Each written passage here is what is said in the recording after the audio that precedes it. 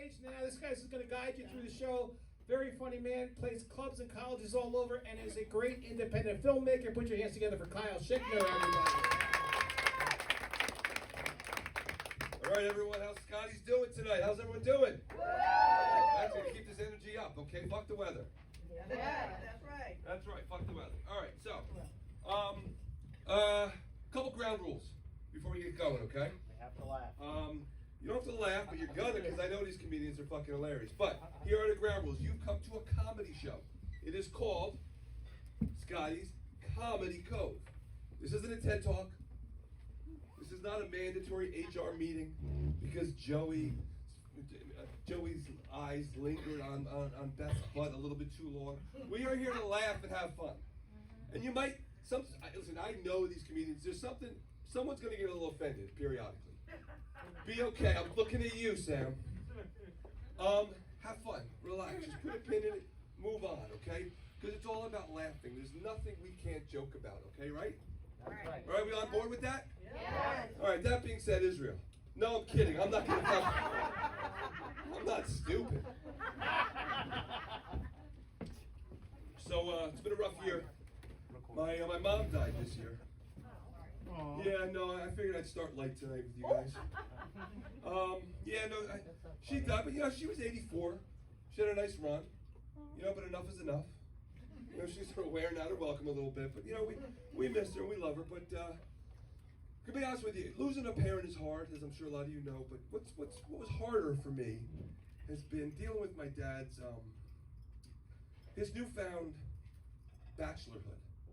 I guess you would call it, his newfound bachelorhood. And, so my mom died, and he was obviously depressed and sad, and, each day he was getting a little better. And one day he called me up, he's like, I got no problem with companionship. I don't. If my dad wants to meet some woman and hang out on the couch watching reruns of Matlock all day, go for it, Dad. I'm totally down with that. Okay, but that's not what we're talking about here. So he calls me up, and he's like, hey, Kyle, how you doing? Hey, Dad, what's going on? How you doing? Yeah, Kyle, remember when my legs were hurting me real bad and I couldn't sleep? I said, yeah, Dad. Yeah, and you took me down to that really sketcy part of town. Where you went to that suppository and you got me those gummies? So what that is called a dispensary, not a suppository. But yes, I remember. They worked, right? Oh, yeah, like a charm, Kyle, like a charm. You need any more? No, I got plenty. There's not that. You there? No, guy, I shouldn't have called you, Kyle. He says, I shouldn't bother you with this. I said, Dad, I am your favorite son. You could tell me anything. And see, that right there, that was my mistake, saying that sentence. Okay, because now he's gone. So it's like, yeah, Kyle, anyway, so yeah, you're right. So remember I told you about my lady friend I have breakfast every once in a while with? Like, yeah, Dad, I remember. Well, she slept over last night. It's all right, Dad. You guys fell asleep on the couch. No, Kyle. She slept over in my bed with me. What I should have done right there, I should have taken my phone, I should have walked over to the bathroom, and I should have dropped it in the toilet. That's what I should have done. Because if I had done that, I wouldn't have heard the next sentence, which is tattooed on my brain the rest of my life. He's like, yeah, Kyle, it was, I don't know, I think she's all, it's a problem, Kyle. I couldn't perform. And I'm thinking, perform? Are those two putting together some kind of act I'm not aware of? Is there like going to be like a talent show over at Shady Pines Nursing Home? So what the hell's going on? So, and now he's going full force, and why not? Because this asshole said you could tell me anything. He's like, yeah, Kyle, but I think it's okay, see, because she said, she wasn't mad, she said, I made her feel good with all the other things I did to her. All the other things. Oh, it takes this guy 10 minutes to get up off the couch, and suddenly it's like 50 Shades of Grey over at the fucking assisted living community. So I blacked out. And when I came to, he's asking me if I will get him some Viagra. I said, Dad, I love you, I do. And I'll get you all the gummies your legs need. I will even go to see that guy who hangs out under the overpass. And I will score you more crystal meth that would make Walter White jealous. But I am never, ever, ever, ever getting my father penis pills. So I got my dad penis pills. He's only got a few more years left in him. It's okay because I added a couple therapy sessions a week, so it balances out now. I can just deal with that a little bit. And it's very frustrating with him because he met my mother when he was 16. Okay, so his development is arrested with relationships at that age. So when you look at him, he's not some wise, smart man who can drop pearls of wisdom about relationships. No, he's like an insecure, pimply, incel guy, kid who's afraid to do. So he calls me up all insecure with different things. Kyle, this is a problem, but I'm too old for her. Like, Dad, she's 2 years older than you. What are you talking about? Nah, Kyle, I can't do that. I'm falling apart, Kyle. She doesn't want this. I said, Dad, if you're falling apart, isn't that the prerequisite of what everyone there is kind of falling apart? And then just on the way over, he calls me up. He's like, Kyle, I can't do it. I can't do it, Kyle. Her ex-boyfriend is too much to deal with. You know, he was wealthy. He would take her out places. He would take her to fancy restaurants and buy her things. I'm on a fixed income.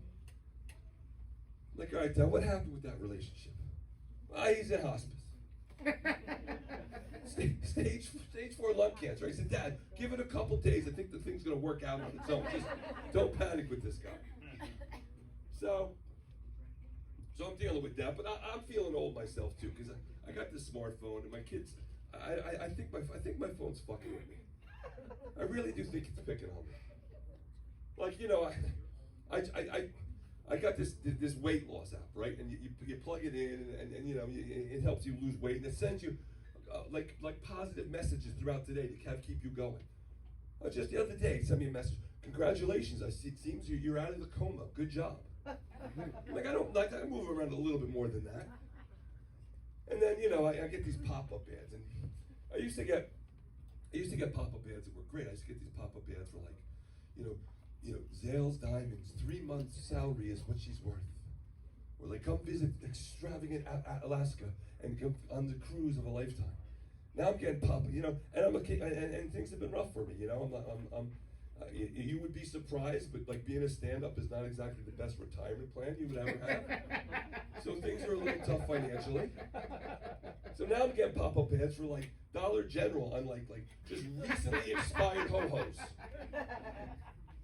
And then, you know, I tried the dating apps. I don't know what the fuck's going on. Swiping left, swiping. I don't know what's going on. So, you know, and I started to, I finally connected with this woman. We're texting back and forth, and you know, starting to get a little sexy, you know. And so she asked me, she goes, so who's the most famous person you've ever had sex with? I'm like, all right, well, it was this like C-list reality star, you know, one time, you know, that's, and now I gotta ask her, who's the most famous person she's had sex with, because that's why she asked me that question. She doesn't really give a fuck who I'm screwing around with. She wants to brag about it. I know it's gonna be like a Helmsworth or like a Gosling or somebody hot. Now she's got to deal with this.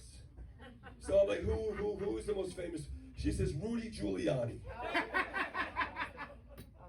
Rudy Giuliani. And I'm thinking to myself, I don't know what's more upsetting.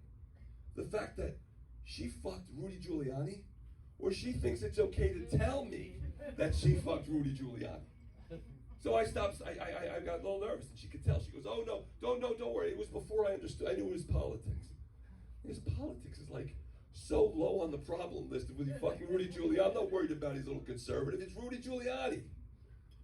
So I got rid of all those swiping apps. I found a new dating app that's working really, really well. It's 23andMe. You guys use it? You guys know 23andMe? It's great, right?